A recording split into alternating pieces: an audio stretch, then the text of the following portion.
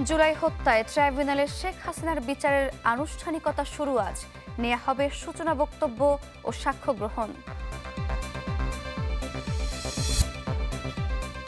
জুলাই ঘোষণাপত্রের সাংবিধানিক স্বীকৃতি চায় এনসিপি। বিকেলে শহীদ মিনারে নতুন বাংলাদেশের ইশতেহার। জুলাই আগস্টে মানবতা বিরোধী অপরাধে শেখ হাসিনার বিরুদ্ধে আজ সূচনা বক্তব্য ও সাক্ষ্য নেওয়া শুরু হবে। এটি প্রথম মামলা যার বিচারের আনুষ্ঠানিকতা শুরু হতে যাচ্ছে, যদিও আসামির অনুপস্থিতিতেই চলবে বিচার কাজ। এদিকে এখন পর্যন্ত পুনর্গঠিত আন্তর্জাতিক অপরাধ ট্রাইব্যুনালে অভিযোগ জমা পড়েছে ৫ শতাধিক। মাসুদুর রহমানের রিপোর্ট। জুলাই আগস্ট জুড়ে যে হত্যাযজ্ঞ হয়েছিল তার বিচারে পুনর্গঠন করা হয় আন্তর্জাতিক অপরাধ ট্রাইব্যুনাল। প্রায় ১ বছর পর এসে হিসেব মিলিয়ে দেখা যাচ্ছে ট্রাইব্যুনালে চলছে বিচার, তবে অনেকটাই গতিহীন। গেল ১ বছরে জুলাই আগস্ট হত্যাকাণ্ড, আওয়ামী লীগ সরকারের আমলে হত্যা, গুম, নির্যাতন সহ অভিযোগ জমা পড়েছে ট্রাইব্যুনালে প্রায় ৫০০। এর মধ্যে শেখ হাসিনা সহ ৪টি মামলার বিচারের আনুষ্ঠানিকতা শুরু হয়ে গেছে। ওবায়দুল কাদের সহ গ্রেপ্তার আওয়ামী লীগের শীর্ষ ১৭ নেতা সহ ১০টি মামলার তদন্ত শেষের দিকে। তবে সবকিছু ছাপিয়ে রোববার শেখ হাসিনার মামলায় সূচনা বক্তব্য ও সাক্ষ্য গ্রহণ শুরু হচ্ছে বলে জানালো প্রসিকিউশন, যেখানে রাজসাক্ষী সাবেক আইজিপি চৌধুরী মামুন। সাক্ষ্য উপস্থাপনের ক্ষেত্রে প্রসিকিউশন প্রথমেই যে সকল সাক্ষী সরাসরি এই মামলায় ভিকটিম হয়েছেন বা প্রত্যক্ষদর্শী এবং যাদের উপরে নৃশংস নির্মম অত্যাচার পরিচালিত হয়েছে জুলাই গণঅভ্যুত্থান চলাকালে, তাদেরকেই আমরা প্রথম দিকে সাক্ষ্য হিসাবে উপস্থাপন করব বলে প্রাথমিকভাবে সিদ্ধান্ত নিয়েছি। এই সাক্ষ্য গ্রহণের মাধ্যমে জুলাই গণঅভ্যুত্থানের পরে পুনর্গঠিত ট্রাইব্যুনালের প্রথম সাক্ষী কালকে ট্রাইব্যুনালে উপস্থাপিত হবে। প্রসিকিউশন বলছে শেখ হাসিনার সকল ঠিকানাতেই ওয়ারেন্ট পাঠানো হয়েছে। যেহেতু তিনি আসেননি, তার অনুপস্থিতিতেই চলবে বিচার কাজ। ওনার বাংলাদেশে যে কয়েকটি ঠিকানা আছে, প্রত্যেকটি ঠিকানায় এই মামলার সমন বা নোটিশ বা ওয়ারেন্ট অফ অ্যারেস্ট জারি করা হয়েছে। আন্তর্জাতিকভাবে ইন্টারপোলে রেড নোটিশ জারির জন্য প্রসিকিউশনের পক্ষ থেকে পররাষ্ট্র মন্ত্রণালয়ের মাধ্যমে আবেদন করা হয়েছে। জাতীয় এবং আন্তর্জাতিক প্রত্যেকটি নিউজে ট্রাইব্যুনালে মামলা চলছে, আপনাদের মাধ্যমে কবে কোন প্রক্রিয়ায় যাচ্ছে সেগুলো সরাসরি বা রেকর্ডেডভাবে সম্প্রচার করা হচ্ছে। এ মামলায় সাক্ষ্য দেওয়ার কথা রয়েছে আমার দেশ সম্পাদক মাহমুদুর রহমান, বদরউদ্দিন উমর, লেফটেন্যান্ট কর্নেল হাসিনুর রহমান, নাহিদ ইসলাম, উমামা ফাতেমা সহ জুলাই আন্দোলনের আহত ও নিহতদের পরিবারের সদস্যরা। মাসুদুর রহমান, চ্যানেল 24, ঢাকা। আজ কেন্দ্রীয় শহীদ মিনারে নতুন বাংলাদেশের ইশতেহার ঘোষণা করবে জাতীয় নাগরিক পার্টি এনসিপি। সংবাদ সম্মেলনে জুলাই ঘোষণাপত্রের সাংবিধানিক স্বীকৃতি এবং জুলাই সনদের ভিত্তিতেই আগামী নির্বাচন ও সংসদ গঠনের দাবি দলটির নেতাদের। এ সময় ৫ আগস্ট সরকারের জুলাই ঘোষণাপত্র প্রকাশের উদ্যোগকেও স্বাগত জানান তারা। ২৪ দফা ইশতেহার ঘোষণার অপেক্ষায় জাতীয় নাগরিক পার্টি এনসিপি, যাতে থাকছে জনগণতান্ত্রিক রাষ্ট্র গড়ে তুলতে ঔপনিবেশিক আমলের সব আইনকে জাতীয় ও আন্তর্জাতিক মানবাধিকার মানদণ্ডের ভিত্তিতে যুগোপযোগী করা, নির্বাচন কমিশন আইনের গঠন প্রক্রিয়ার মৌলিক পরিবর্তন, দেশের সার্বভৌমত্ব, নিরাপত্তা ও স্বাধীন পররাষ্ট্রনীতি রক্ষার প্রশ্নে আপোষহীন অবস্থান ও হুইসেল ব্লোয়ার প্রোটেকশন আইন প্রণয়ন। যোদ্ধা এবং আন্দোলনকারী রোববার কেন্দ্রীয় শহীদ মিনারে নতুন বাংলাদেশের ইশতেহার ঘোষণা উপলক্ষে এনসিপির সংবাদ সম্মেলন, যেখানে দিনক্ষণ, পরিকল্পনা ও গণমাধ্যমের প্রশ্নোত্তর দেন দলের আহ্বায়ক। ফলে নতুন রাজনৈতিক বন্দোবস্তের বা নতুন বাংলাদেশের বিনির্মাণের যে লড়াই, সেটি আমাদেরকে এখনো চালিয়ে যেতে হচ্ছে। ফ্যাসিবাদের পতন হলেও এখনো ফ্যাসিবাদী রাষ্ট্র ব্যবস্থার পতন হয়নি উল্লেখ করে নাহিদ ইসলাম বলেন, জুলাই সনদের বাস্তবায়ন পদ্ধতি নিশ্চিত হয়েই স্বাক্ষর করবে দলটি। এটার বাস্তবায়ন পদ্ধতি কি সেটা নিয়ে ঐক্যমত্য কমিশন কথা বলেনি। ফলে আমাদের এই বাস্তবায়ন পদ্ধতির সুরাহা হয়ে আমাদের এই জুলাই সনদে সকল দল স্বাক্ষর করবে। এ সময় জুলাই ঘোষণাপত্রের সাংবিধানিক স্বীকৃতি এবং জুলাই সনদের ভিত্তিতেই আগামী নির্বাচন ও সংসদ গঠনের দাবিও জানায় এনসিপি। সংবিধানের সেটা প্রিএম্বল এবং তফসিলে এই জুলাই গণ অভ্যুত্থান এবং বা ঘোষণাপত্রে কথাটি উল্লেখ থাকতে হবে। জুলাই সনদের ভিত্তিতেই আগামী সংসদ গঠিত হবে বা গণপরিষদ গঠিত হবে এবং এই অন্তর্বর্তী সরকারের সময় থেকে এই জুলাই সনদটি কার্যকর করতে হবে। আগামী 5 আগস্ট সরকারের জুলাই ঘোষণাপত্র প্রকাশের উদ্যোগকে স্বাগত জানায় এনসিপি। রাজনৈতিক দলের বিভিন্ন জায়গায় নেতাকর্মীরাও যে পরিমাণ চাঁদাবাজিতে যুক্ত হয়েছে সেটাতেও কঠোর হতে হবে। জুমাতুল বিদা, চ্যানেল 24, ঢাকা। এদিকে জুলাই ঘোষণাপত্রের খসড়া চূড়ান্ত করেছে অন্তর্বর্তী সরকার, যা 5 আগস্ট বিকাল 5টায় জাতির সামনে উপস্থাপন করা হবে বলে জানিয়েছেন প্রধান উপদেষ্টার প্রেস সচিব শফিকুল আলম। গণঅভ্যুত্থান এবং এর আগের বাস্তবতা, ঐতিহাসিক প্রেক্ষাপট, সামনে কেমন বাংলাদেশ প্রত্যাশা, সেসব কিছু থাকবে ঘোষণাপত্রে। জুলাই গণঅভ্যুত্থানের পর থেকে রাজনৈতিক অঙ্গনে অন্যতম আলোচিত বিষয় জুলাই ঘোষণাপত্র। প্রধান উপদেষ্টার প্রেস সচিব জানিয়েছেন, বহুল প্রতীক্ষিত ঘোষণাপত্রের খসড়া চূড়ান্ত হয়েছে, যা 5 আগস্ট বিকেল 5টায় জাতির সামনে উপস্থাপন করা হবে। জুলাইতে আমাদের তো গর্বের একটা জিনিস, এটা অভূতপূর্ব একটা গণঅভ্যুত্থান। এখানে আওয়ামী লীগ ছাড়া সবার যোগদান ছিল, ছোট দল, বড় দল, হ্যাঁ, আওয়ামী লীগ এবং আওয়ামী লীগের দোসর ছাড়া সবাই ছিল। তো আমরা আশা করছি সবাই এই তাদের যে অ্যাসপিরেশনটা এই জুলাই আসবে, জুলাইয়ের ঘোষণাপত্রে, এবং তারাও থাকবেন সেদিন সবাই। জুলাই গণঅভ্যুত্থান এবং পূর্ববর্তী ঐতিহাসিক প্রেক্ষাপট সবই ঘোষণাপত্রে থাকবে বলে জানান প্রেস সচিব। বলেন, গণ আকাঙ্ক্ষা এবং সামনে কেমন বাংলাদেশ প্রত্যাশা তার প্রতিফলন থাকবে এতে। আগামী 2 দিনের মধ্যে আরও বিস্তারিত খোলাসা হবে বলে জানান শফিকুল আলম। ঘোষণার মধ্যে যে জুলাই আমরা কেন করলাম, জুলাইয়ের আগে যে বাস্তবতা কি ছিল, শেখ হাসিনার আমলে কি ভয়াবহ মানুষের যে অধিকার হরণ করা হয়েছিল, মানুষকে খুন গুম করা হয়েছিল, তার আগে যে বাংলাদেশের যে ঐতিহাসিক যে কনটেক্সট, এই সব কিছুই থাকবে।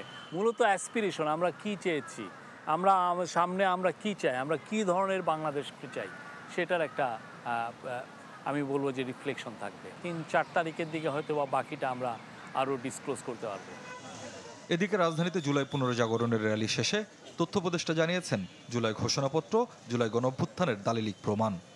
জুলাই ঘোষণাপত্রের মাধ্যমে এই জুলাই গণ অভ্যুত্থান যারা করেছেন, যে ছাত্র জনতা, তারা তাদের একটা ডিক্লারেশনের মাধ্যমে একটা দালিলিক প্রমাণ থাকবে যে আসলে আমরা কোন কোন অ্যাসপাইরেশন এবং কোন কোন ঐতিহাসিক পরিস্থিতির কারণে এখানে এসে উপনীত হয়েছিলাম। উপদেষ্টা আরও জানান, ঐক্যমত্য কমিশনের রাজনৈতিক দলগুলোর ঐক্যমত্য হওয়া বিষয়গুলো নিয়ে হবে জুলাই সনদ। স্বপ্নিল শাহরিয়ার শিশির, চ্যানেল 24, ঢাকা।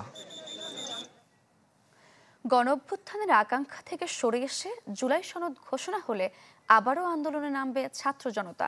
রাজধানীতে এক অনুষ্ঠানে এমন হুঁশিয়ারি দিয়েছেন জুলাই যোদ্ধারা। অভিযোগ করেন, শহীদদের রক্তের ওপর দাঁড়িয়ে আখের গোছাতে ব্যস্ত অনেকে। রাজধানীর ওসমানী স্মৃতি মিলনায়তনে জুলাই যোদ্ধাদের প্রতি শ্রদ্ধা শিরোনামে এই অনুষ্ঠান। আলোচনায় অংশ নেন শহীদ পরিবারের সদস্য ও জুলাই যোদ্ধা সহ গণ অভ্যুত্থানের পক্ষের অনেকেই। তাদের কণ্ঠে উঠে আসে জুলাই আগস্ট হত্যাকাণ্ডের বিচারের দাবি। আমরা বাংলাদেশ রাষ্ট্রের প্রতি ভরসা রাখতে চাই।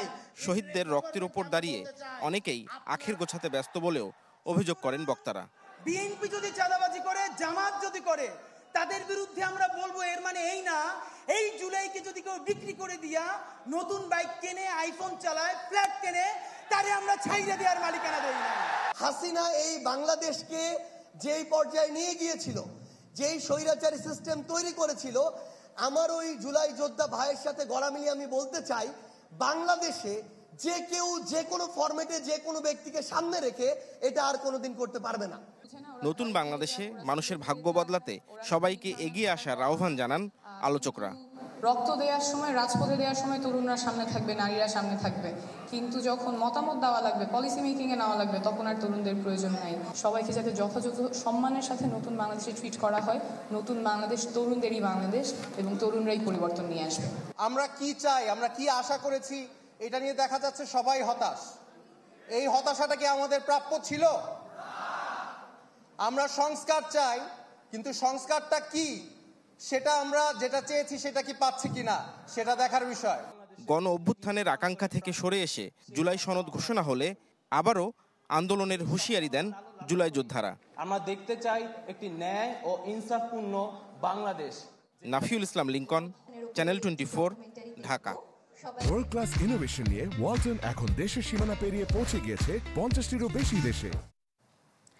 জুলাই আন্দোলনে নিহতদের মরদেহ রায়েরবাজার গণকবর থেকে তোলার সিদ্ধান্ত নিয়েছে সরকার।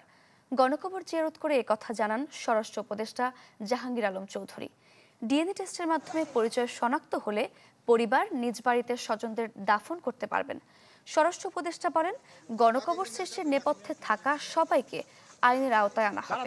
এর আগে মোহাম্মদপুর থানা পরিদর্শনে গিয়ে তিনি বলেন, দেশকে অস্থিতিশীল করতে ষড়যন্ত্রকারী যে বাহিনীরই হোক ছাড় দেয়া হবে না।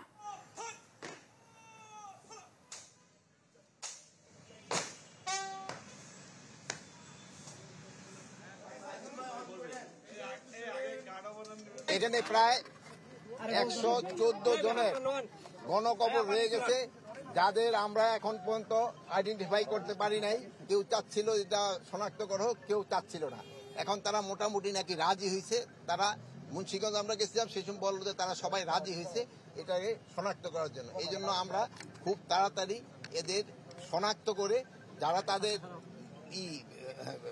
বডি এখানে রাখতে চায় তারা এখানে রাখতে পারবে, আর যদি কেউ নিয়ে যেতে চায় ওটাও নিয়ে যেতে পারবে। জোড়াতালি দিয়ে দেশের মানুষের ভাগ্য পরিবর্তন সম্ভব নয়, এমন মন্তব্য করেছেন বিএনপি নেতারা। অনির্বাচিতদের সংবিধান পরিবর্তনের দাবির সমালোচনা করে তারা বলেন, যেসব বিষয়ে ঐকমত্য হবে তা সংসদে সমাধান করা হবে। যারা নতুন নতুন তত্ত্ব নিয়ে হাজির হচ্ছেন তারা সংসদীয় গণতন্ত্রে বিশ্বাসী নয়।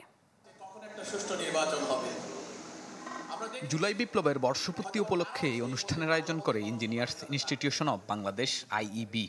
এতে রাজনৈতিক নেতাকর্মীদের পাশাপাশি অংশ নেন গণঅভ্যুত্থানে আহত ও শহীদ পরিবারের সদস্যরা।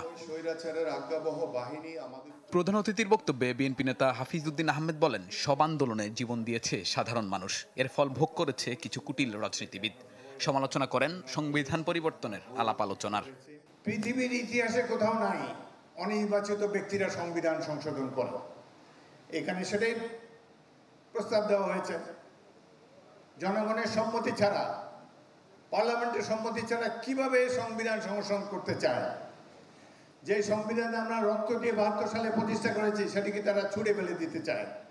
এদিকে নীলক্ষেতে সাবেক মন্ত্রী আব্দুল মান্নানের মৃত্যুবার্ষিকীর স্মরণ সভায় বিএনপির আরেক নেতা আমির খসরু মাহমুদ চৌধুরী মন্তব্য করেন, রাষ্ট্র সংস্কারে যারা নতুন তত্ত্ব নিয়ে হাজির হচ্ছেন তারা সংসদীয় গণতন্ত্রে বিশ্বাস করে না। যারা এখন আবিষ্কার করার চেষ্টা করছেন তারা সংসদীয় গণতন্ত্র বুঝেন না, সংসদীয় গণতন্ত্রের স্পিরিট জানেন না, সংসদীয় গণতন্ত্র কিভাবে কাজ করে সেটাও তারা বুঝে না। কোনো আবিষ্কারের তো দরকার নেই। সংসদ হচ্ছে সবকিছুর মূলে। All road leads to the parliament. আপনার সব সমাধান সংসদে হতে হবে। এদিকে ঢাকা রিপোর্টার্স ইউনিটিতে ডক্টর আব্দুল মঈন খান বলেন, জোড়াতালির পরিবর্তন দিয়ে ভাগ্য পরিবর্তন সম্ভব নয় দেশের 18 কোটি মানুষের। আমি বর্তমান অন্তর্বর্তীকালীন সরকারের কাছে একটিমাত্র অনুরোধ করব, আপনার সেই গণতান্ত্রিক প্রক্রিয়ায় উত্তরণের পথকে দীর্ঘ করবেন না, তাহলে কিন্তু বাংলাদেশের মানুষ তারা কিন্তু আবার গেলে উঠবে।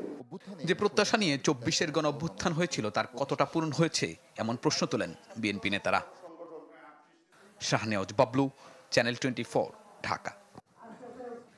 জামায়াতের আমির ডাক্তার শফিকুর রহমানের হার্টের সার্জারি সফলভাবে সম্পন্ন হয়েছে। তার হার্টে 4টি বাইপাস করা হয়েছে। এ তথ্য জানান হৃদরোগ বিশেষজ্ঞ ডাক্তার জাহাঙ্গীর কবির। রাজধানীর ইউনাইটেড হাসপাতালে ব্রিফিংয়ে বলা হয়, 7 দিনের মধ্যে বাসায় ফিরতে পারবেন জামায়াত আমির। 3টা বাইপাস করার কথা ছিল, আমরা মোট 4টা বাইপাস করছি, যেন ওনার কোনো দিকে কোনো সমস্যা না হয় ইনশাআল্লাহ। এবং আমি আশা করি উনি 7 দিনের দিন বাসায় চলে যাবেন। আল্লাহ তাআলা যে দোয়া যে কবুল করেছেন, এ পর্যন্ত চিকিৎসার যে ডেভেলপমেন্ট আমরা শুনলাম, আমরা দেখতে পাচ্ছি মহান আল্লাহ তাআলা আমাদের আমিরের প্রতি সেই রহমত বর্ষণ করেছেন। যুক্তরাষ্ট্রের বাজারে রপ্তানি করা পণ্যে সে দেশের অন্তত 20% কাঁচামাল ব্যবহার করা গেলে শুল্ক আরও কিছুটা কমবে বলে মনে করে বিজিএমইএ। সংবাদ সম্মেলনের সংগঠনের সভাপতি জানান, উৎকণ্ঠা কাটলেও আত্মতুষ্টির সুযোগ নেই। এ নিয়ে আলোচনা চালিয়ে যাওয়ার আহ্বান জানান তিনি। Bangladesh গত 4 মাস জুড়েই বিশ্বব্যাপী আলোচনার কেন্দ্রে ছিল ট্রাম্পের পাল্টা শুল্ক, যাতে উদ্বিগ্ন ছিলেন দেশের রপ্তানিকারকরা। তবে কয়েক দফা বৈঠকের পর অবশেষে সেই সংখ্যা কিছুটা কাটলেও ঘাড়ে চেপে বসেছে বাড়তি 20% শুল্ক। এ নিয়ে তাৎক্ষণিক প্রতিক্রিয়া জানাতে এই সংবাদ সম্মেলনের আয়োজন করে বিজিএমইএ। সংগঠনের সভাপতি জানান, শুল্ক ইস্যুতে এখন আলোচনা অব্যাহত রেখেছে বেশ কিছু দেশ, তাই আপাতত আত্মতুষ্টির সুযোগ নেই। আত্মতুষ্টির কোনো সুযোগ নাই, কারণ যুক্তরাষ্ট্রের সর্বশেষ নির্বাহী আদেশে স্পষ্ট করে বলা আছে কিছু দেশের সাথে যুক্তরাষ্ট্রের বাণিজ্য বা নিরাপত্তা চুক্তি আলোচনা এখনও চলমান আছে। এখানে এটাই শেষ না, যেহেতু আমাদের প্রতিদ্বন্দ্বী দেশ তারা আলোচনা অব্যাহত রাখবে শুল্ক কমানোর জন্য, তাহলে আমাদেরও আলোচনা অব্যাহত রাখতে হবে শুল্ক কমানোর জন্য। সভাপতি বলেন, যুক্তরাষ্ট্রের বাজারে রপ্তানি করা পণ্যের 75% মূল কাঁচামাল তুলা, ফলে সেদেশ থেকে পণ্যটির আমদানি বাড়িয়ে পোশাক প্রস্তুত করা গেলে আরও খানিকটা কমতে পারে বিদ্যমান শুল্ক হার। জানান, বাড়তি শুল্কে সংকটে পড়বে মাঝারি ও ক্ষুদ্র উদ্যোক্তারা, তাই সরকারের নীতি সহায়তা চালু রাখার আহ্বান জানান তিনি। যে কোনো পণ্য যুক্তরাষ্ট্রে রপ্তানি করলে তার কন্টেন্ট যদি 20% অ্যান্ড অ্যাবাভ হয়, মেড ইন ইউএসএ, সেই অংশটুক ট্যারিফ শূন্য থাকবে। আমরা ইউএস কটন বা ইউএসএ ফাইবার বেশি মাত্রা ইম্পোর্ট করার ব্যাপারে আমাদের মেম্বারদেরকে আগ্রহী করব, যাতে করে ট্যারিফ 20% থেকে নিচে নেমে আসে, অ্যাটলিস্ট 16%-এ নেমে আসবে যদি মিনিমাম 20% কন্টেন্ট আমরা ব্যবহার করতে পারি। চীনের শুল্ক বেশি হওয়ার কারণে বাংলাদেশের পণ্য রপ্তানির সম্ভাবনা তৈরি হয়েছে বলেও জানান মাহমুদ হাসান খান। আমাদের তুলনায় চায়না ট্যারিফ বেশি, তো কিছু চায়নার ব্যবসাও তো আমাদের এখানে আসার সুযোগ আছে। মইনুল হাসান, চ্যানেল 24, ঢাকা। বিশ্বজুড়ে চীনের প্রভাবের বিপরীতে মার্কিন বলয়কে আরও শক্তিশালী করতেই ডোনাল্ড ট্রাম্প পাল্টা শুল্কের ঝড় তুলেছেন বলছেন বিশ্লেষকরা। এ অবস্থায় যুক্তরাষ্ট্রের শর্ত মানতে গিয়ে চীনের সাথে কূটনৈতিক বাণিজ্যিক সম্পর্ক ভেবে দেখার আহ্বান জানিয়েছেন তারা। মোর্শেদ হাসিবের রিপোর্ট। বিশ্বের খুব কম দেশই আছে যাদের পণ্য উৎপাদনে কাঁচামালের জন্য চীনের দ্বারস্থ হতে হয় না, হোক সেটা ভিয়েতনাম, ভারত, পাকিস্তান কিংবা বাংলাদেশ। তো সেই চীনের বৈশ্বিক বাণিজ্যিক প্রভাবের লাগাম টেনে ধরতে যুক্তরাষ্ট্রের বাজারে বিভিন্ন দেশে শুল্ক নিয়ে টান দিয়েছেন ডোনাল্ড ট্রাম্প। প্রথমে যে শুল্ক নির্ধারণ করেন ট্রাম্প, তাতে চোখ কপালে বিভিন্ন দেশের। পরে দিন দরবার নানা কিছু কেনার শর্তে শুল্ক কমানো হয়েছে। বিশ্লেষকরা বলছেন, এশিয়ার দেশগুলোর বাণিজ্য প্রতিযোগিতার সক্ষমতার কথা মাথায় রেখেই ট্রাম্প নতুন যে শুল্ক হার নির্ধারণ করেছে, যেন দেশগুলো চীন নয়, থাকে মার্কিনমুখী। এই ট্যারিফ যুদ্ধের অন্যতম প্রধান টার্গেট হচ্ছে চীন, সেটা বায়োলেটারালি তারা করছে এবং অন্যান্যরা যাতে চীনের কাছ থেকে বা একটু দূরে সরতে বাধ্য হয় সেটাও তারা করছে। তো সেই প্রেক্ষাপটে একটা অস্ত্র হচ্ছে রুলস অফ অরিজিন। চায়না কিন্তু এই সার্টেনলি গ্লোবাল পাওয়ার, এশিয়াতে আমাদের বর্ডারের খুব কাছে একটা রিজিওনাল পাওয়ার। আমরা কি তাদের সাথে এমন কোন পজিশনে যেতে পারবো যেখানে তাদের সাথে আমাদের যে বায়োল্যাটারাল রিলেশনশিপ, চাওয়া পাওয়া এবং বেনিফিটস আছে, যেগুলো ক্ষতিগ্রস্ত হতে পারে। একই সাথে বিশ্লেষকদের পরামর্শ, 20% মার্কিন পাল্টা শুল্ক শুধু বাংলাদেশি পণ্য উৎপাদনকারীদের উপর চাপিয়ে দিলে হবে না, বরং এটি ভাগ হতে হবে ক্রেতা, বিক্রেতা এবং উৎপাদনকারীদের মধ্যে। এই যে 20% অতিরিক্ত, এটা যদি রিকাভার করতে হবে, কোনো না কোনো ভাবে তো রিকাভার করতে হবে, কিন্তু এটা যদি ভোক্তার কাছে এটাকে পাস অন করা হয়, তাহলে বাংলাদেশ যে ধরনের প্রোডাক্ট এক্সপোর্ট করে, লো ভ্যালু, এগুলা খুব প্রাইস সেন্সিটিভ, এগুলোর ডিমান্ড পড়ে যাবে মার্কেটে। ডিমান্ড পড়লে এক্সপোর্ট অর্ডার কমে যাবে আমাদের জন্য। আগের 15% কি ছিল, তাহলে কি 20%-এর মধ্যে 15% এর অন্তর্ভুক্ত, নাকি এই 20% 15%-এর বাইরে? এখন এটার ব্যাপারে স্বচ্ছতা দরকার, এবং যদি 20%-এর পরে 15% আমাকে এডিশনাল দিতে হয়, তাহলে কিন্তু ওই 35% আমি গিয়ে আটকে গেল। এই বিশ্লেষকরা পরামর্শ দিলেন, জনস্বার্থে যতটা সম্ভব প্রকাশ করা কি কি ছাড় দিতে হলো যুক্তরাষ্ট্রের সঙ্গে বাণিজ্য চুক্তিতে পৌঁছাতে। মোর্শেদ হাসিব, চ্যানেল 24, ঢাকা। আজ ঐতিহাসিক 3 আগস্ট। জুলাই গণঅভ্যুত্থানের এই দিনে কেন্দ্রীয় শহীদ মিনারে লাখো জনতার সামনে এক দফা ঘোষণা করে বৈষম্য বিরোধী ছাত্র আন্দোলন। যার ৪৮ ঘন্টার ব্যবধানে গুড়িয়ে যায় স্বৈর সরকারের মসনদ। সাদবিন শফিকের রিপোর্ট।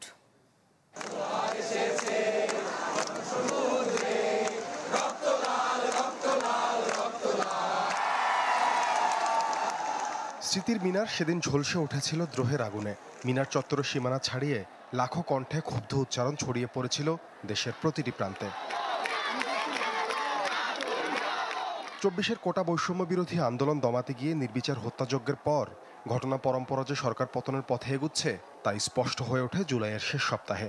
শিক্ষার্থী থেকে পেশাজীবী, শিল্পী থেকে বুদ্ধিজীবী, সব শ্রেণী পেশার মানুষ বজ্রকণ্ঠে চূড়ান্ত বার্তা দিয়েছিল নড়বড়ে মসনদে থাকা শেখ হাসিনাকে। ছাত্র নেতাদের স্মৃতিতে ৩ আগস্টের সেই মুহূর্তগুলো আজও জলজলে। ২রা আগস্ট একটা ভিডিও ভাইরাল হয়েছে, ৯-এর মধ্যে যে রক্ত ছিটা পড়ে এক হয়ে যায়। তো এটা খুবই ক্লিয়ার ছিল যে ৩ তারিখে এক দফা ঘোষণা হচ্ছে এবং আমরা এটা নিয়ে আমাদের মেন্টাল প্রিপারেশন ছিল এবং স্টেক হোল্ডারগুলোর সাথে আমাদের ওই কমিউনিকেশন ছিল এবং ৩ তারিখে মূলত জনগণের মধ্যে এসে জনগণের ভাষাটাকে নাহিদ ইসলাম কালেকটিভলি তিনি প্রকাশ করেন এবং এটা ছিল একটা গুজবাম। এক দফার ঘোষণাটা দেওয়ার পরে আমরা সবাই মোটামুটি নিশ্চিত হয়ে যাই যে এখান থেকে আর সরার কোনো জায়গা নেই। যত রক্তপাত হোক যাই হোক আমাদেরকে শেখ হাসিনাকে পতনটা ঘটিয়ে আমাদেরকে এখান থেকে বাসায় পৌঁছতে হবে। শহীদ মিনারে সে এক দফার ঘোষণা করার কর্মসূচি এটা যতটুকু এক দফা হয়ে ইনফ্লুয়েন্স জারি করেছে, তার চাইতে শহীদ মিনারে যে মানুষের উপস্থিতি, সেই উপস্থিতির মধ্যে এক দফা এটা নতুন মাত্রা রূপ করেছে। গণহত্যা আর গণগ্রেপ্তারে দমবন্ধ পরিস্থিতিতে সেদিন গোটা বাংলাদেশের চোখ ছিল এই দ্রোহের চত্বরে।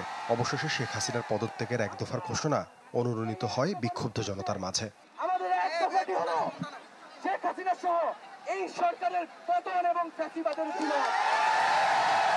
একটা ঐতিহাসিক মুহূর্ত।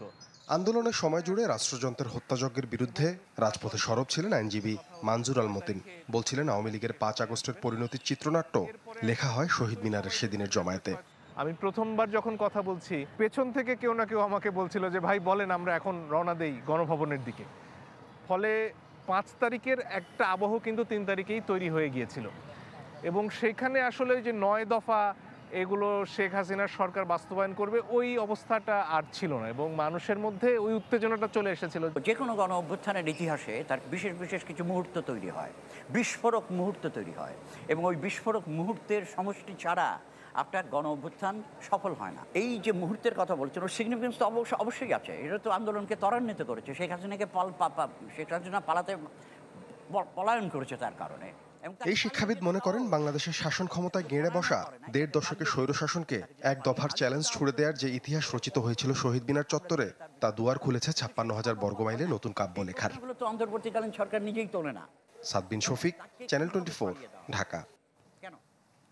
প্রবাসীদের নিরাপত্তা সহ বিশেষ সুবিধা দিতে সরকার সৌদি আরবের সাথে চুক্তি করতে যাচ্ছে বলে জানিয়েছেন প্রবাসী কল্যাণ ও বৈদেশিক কর্মসংস্থান উপদেষ্টা ডক্টর আসিফ নজরুল। রাজধানীর আন্তর্জাতিক মাতৃভাষা ইনস্টিটিউটে প্রবাসী কল্যাণ ও বৈদেশিক কর্মসংস্থান মন্ত্রণালয় আয়োজিত জুলাই আগস্ট গণঅভ্যুত্থান স্মরণে রেমিটেন্স যোদ্ধা দিবস উদযাপন অনুষ্ঠানে এ কথা জানান তিনি। আসিফ নজরুল বলেন, প্রবাসীদের দক্ষতা বাড়াতে গুরুত্ব দিচ্ছে সরকার। এ সময় গণঅভ্যুত্থানে প্রবাসীদের অবদান তুলে ধরে প্রধান উপদেষ্টা বিশেষ দূত লুৎফা সিদ্দিকী বলেন, প্রবাসীদের সেবা ও মর্যাদা নিশ্চিত করতে কাজ করছে সরকার। সৌদি আরবের সাথে আমাদের বাংলাদেশের ইতিহাসে প্রথমবারের মতো এগ্রিমেন্ট হচ্ছে, প্রবাসী শ্রমিকদেরকে নিয়ে এমপ্লয়মেন্ট এগ্রিমেন্ট হচ্ছে। এই এগ্রিমেন্টের চেষ্টা বিগত সরকারের আমলে অনেকবার করা হয়েছে, হয় নাই। ভারত বা পাকিস্তানের সাথে এগ্রিমেন্ট নাই, বাংলাদেশের সাথে এগ্রিমেন্টটা হতে যাচ্ছে। হলে আমাদের সৌদি আরবে যারা শ্রমিক ভাই বোনরা আছেন তাদের নিরাপত্তা ও সুরক্ষা আরো বৃদ্ধি পাবে আমরা বিশ্বাস করি। সলিমুল্লাহ মেডিকেলের সামনে ব্যবসায়ী সোহাগ হত্যা মামলায় আরও 2 জন গ্রেপ্তার করেছে পুলিশ। তারা হলেন রুমান ব্যাপারী ও আবু হোসেন। এ নিয়ে মোট 14 জন গ্রেপ্তার করা হলো। ডিএমপির মিডিয়া সেন্টারের সংবাদ সম্মেলনে এ কথা জানান পুলিশের রমনা বিভাগের ডিসি মাসুদ আলম। তিনি আরও জানান, বিভিন্ন আবাসিক হোটেলে আওয়ামী লীগ নেতাদের বাসা ও বিভিন্ন বস্তিতে অভিযান চালানো হচ্ছে। বলেন, আগস্ট মাসের সব কর্মসূচি ঘিরে ব্যাপক নিরাপত্তা নেওয়া হয়েছে। পর্যন্ত 22 জনকে গ্রেফতার করা হয়েছে। এখানে